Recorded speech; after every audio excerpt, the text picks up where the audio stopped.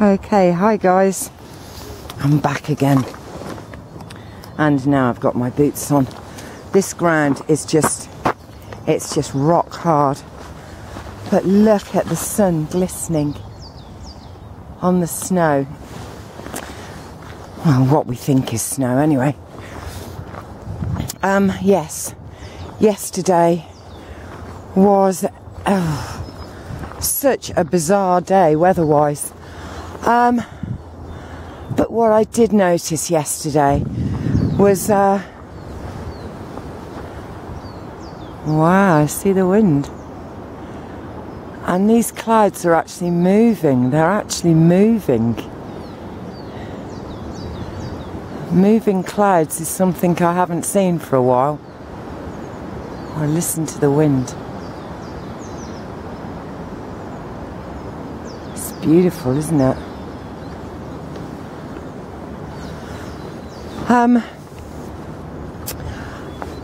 But you know what I think? Even though it appeared that there was chemtrails everywhere, I don't think there were as many. I really don't. And the thing about the OPPT, the One People's Public Trust, is that they have put a halt in our name to all of these corporations. They have been foreclosed. They no longer exist. And all they have left, oh, I take some of these for the fire later.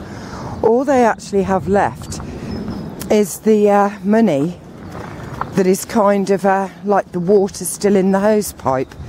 You know when you turn off your hose pipe and you go to roll it up and put it away, you cut off the water supply, and as you wind it round in the hose reel, it starts to put out more water. Well, that is kind of all that they have got left. So it wouldn't surprise me if some of these chemtrailing whatever they are don't have the money anymore. But it's so lovely to see a sky like this with clouds that move and the sun. And it's past the safe sun gazing time. Sunrise is about 6:30 now. And we can safely sun gaze in the first 40 minutes after sunrise and the last 40 minutes before sunset. Now look, can you see this snow?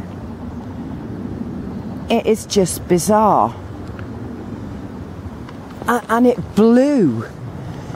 It blew as if someone had just put polystyrene pellets down. And I don't know if you saw any of those trees that were used for displays at Christmas. But they were like an artificial Christmas tree, and out of the top of it shot this fake snow that then fluttered down and was caught in like a paddling pool type thing beneath, and then went up and blew out again. It reminded me of that. Excuse me. You want me to kick your ball, honey? There we go. We're in Pinecone Place again. It's great at the moment because the, nearly said the penguins, the squirrels are actually digging up all their pine cones that they'd stored. And I just keep coming across like little piles of them. It's wonderful. And the best thing to do if you can is give them a tap if they're open. But look at this. They are just everywhere and they burn beautifully on the fire. Right. It's very cold, even though there's that incredible sun. What's going on in the world? What is going on in the world, guys? Does anybody know? I watched a video on YouTube. I think it was put up by Prince Raj. But it was obviously a television programme at one point. And it was about the royal family and about how hundreds of years ago there was an illegitimate child born to the king's wife while the king was away for a 5-week period when the conception was meant to have happened. And look at the ice. Wow. And so there was no way this could have been the king's son. And there was all kinds of nastiness going on, you know. But basically, our royal family isn't really the royal family.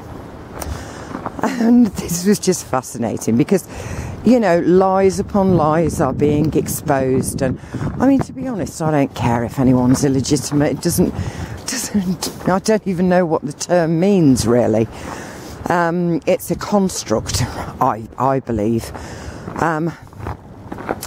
However, they use these rules, you know. That's why I can't be the Queen of England. And David Icke kind of points out that Her Majesty's government, you know, will have laws and rules and regulations and rights and wrongs about equal opportunities. And what David Icke points out is that the very people who are, you know, kind of the government of the Queen, so the Queen herself, who agrees, or the laws are made in her name for her people and all this bollocks,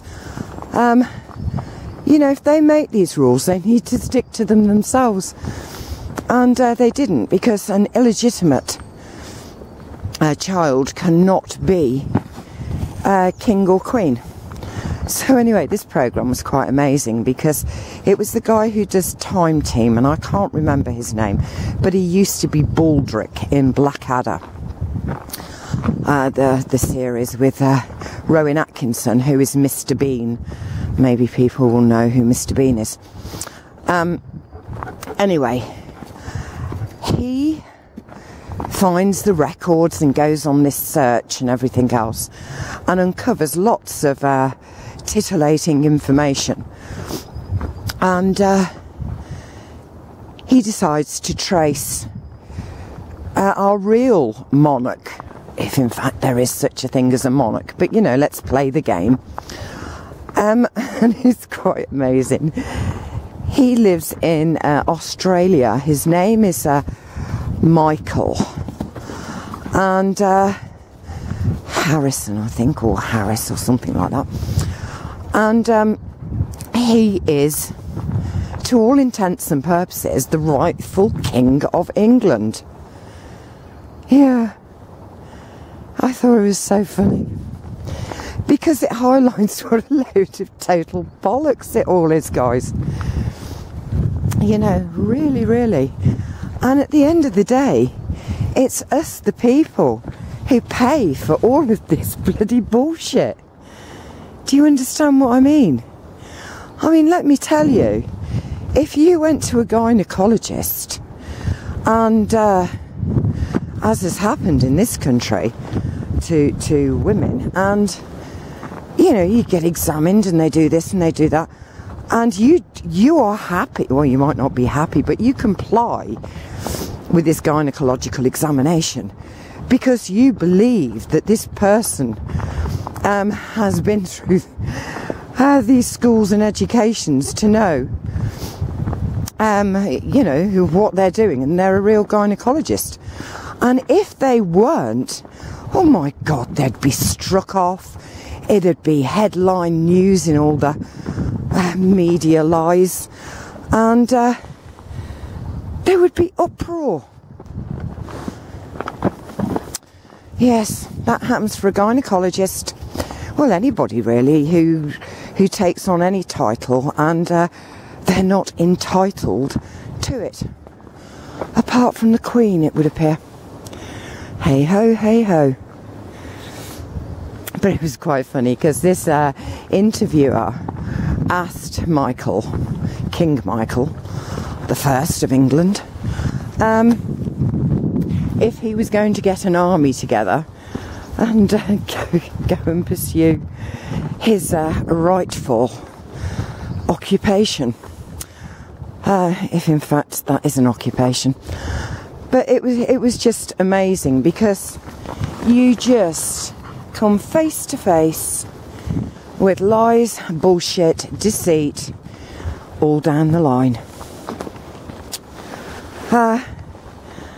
And I really am so grateful to OPPT. You know, people are saying, well, nothing's happened, blah, blah, blah.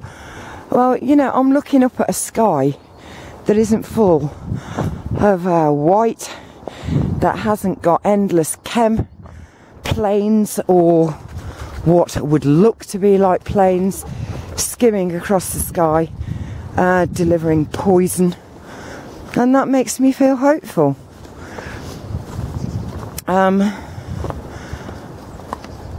Yeah, and I'm very glad. You know, even if none of it is real, which I doubt, I really am going with this one. Do you hear how? This is why I can't walk on it. Look at it. It's just solid rock, guys. Bring the ball, honey. Do you know what? It has made me realise that my freedom is really in my hands, the same as yours is in your hands. And if we all join hands, you know, we can all do the whoopie-whoopie-doo-dah dance at the end of all this. And maybe the Queen will say, well, it was nothing to do with me. I was never created for this job. Let's blame it all on Michael. Life's so funny, really, isn't it? So funny. And the other thing I need to talk about briefly is UFOs. Yes, they're in the news an awful lot at the moment. UFOs. I need to put my gloves on a minute, guys, because it is absolutely freezing, so I'll just put the camera like that. UFOs are in the news. There seems to be lots of people who are seeing them, lots of people who are communicating with them, and lots of people who don't believe in them, which is cool. Sorry if you got a horrible shot there, but my hands are so cold. I said this before, I don't know if it was with this channel or Orgasmic, for us to consider that on this planet we are the only intelligent beings is you know, very arrogant and foolish to think. Look at that school. I don't know even what school it is. I think it might be Tile Hill Wood or Wayne Body Wood or something. But it's the sky. Look at the sky. I know there's these wispy clouds, but clouds are moving.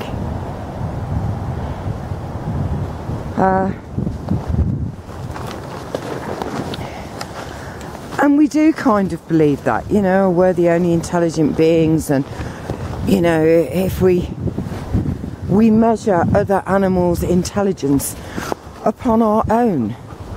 And some animals must be sitting there thinking, oh God, they're comparing us to them again. You know, we don't need to use language. We are connected to the Earth's navigational systems. We can exist without rules and laws imposed upon us by another dolphin. And we are free to make our own choices. And they must think, here's these idiots again. You know, it's pathetic, really. But aside from that, there are billions. Well, we don't even know how many planets and there are in the universe or the multiverse, because we don't know if it's a universe or a multiverse or a, you know, it's infinite. And I just think how bloody arrogant. We already think we're better than anything else, yet we are the most controlled. You know, we kind of remind me of a load of termites, really, with our constructions and you know, order.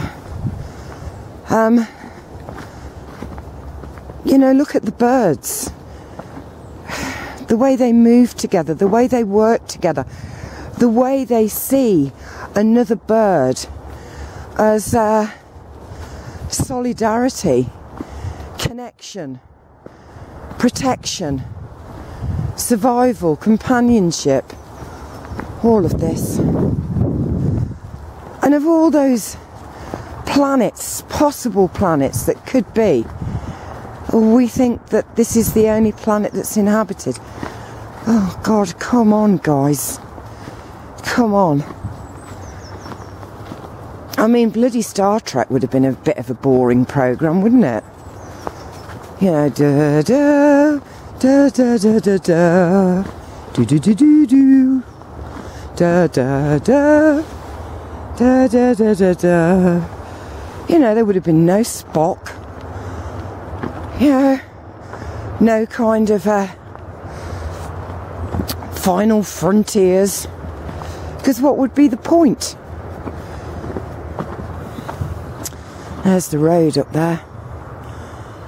Oh well, I think I want to go back down this way. Now there's also been warnings about false flags to do with UFOs, and I think we do have to think to ourselves that they people are in their final throes, and when somebody knows that they are losing, or realise that there's no way that they can win, they will do anything that they can to try and change that situation. My son Jim Bob, was a game player, and when we used to play Monopoly as a family, if he got to a point where he thought there is no way I'm going to win this game, he would go under the table and knock the board flying, because it's like, well, if I ain't going to win, no one's going to win. And you know, this was when he was about 10 years old. And it kind of gladdens me, because I think to myself, well, what they're doing is going under the table and giving the Monopoly board a good old kick, because if they can't win, they don't want anybody to. So they remind me that they people, they have the mentality and intellect of a spoilt child. So that actually gives me a lot of comfort too. Oh, but I can feel something, guys. I can feel something. I'm kind of it's all feelings. It's all feelings. I feel so different. The planet feels different to me. I am telling everybody I come into contact with about OPPT and just saying to them, please just check it out. You know, we don't have to keep on with this system any longer. It's defunct. It's gone. It too is now history. But I guess it's going to take time. I guess it's going to take time. And oh, we've got plenty of time. We have got plenty of time. Right, well, I'm going to go and I'm going to have a look round here, collect my wood and my pine cones, and I'm seeing my mum today, so I'm looking forward to that.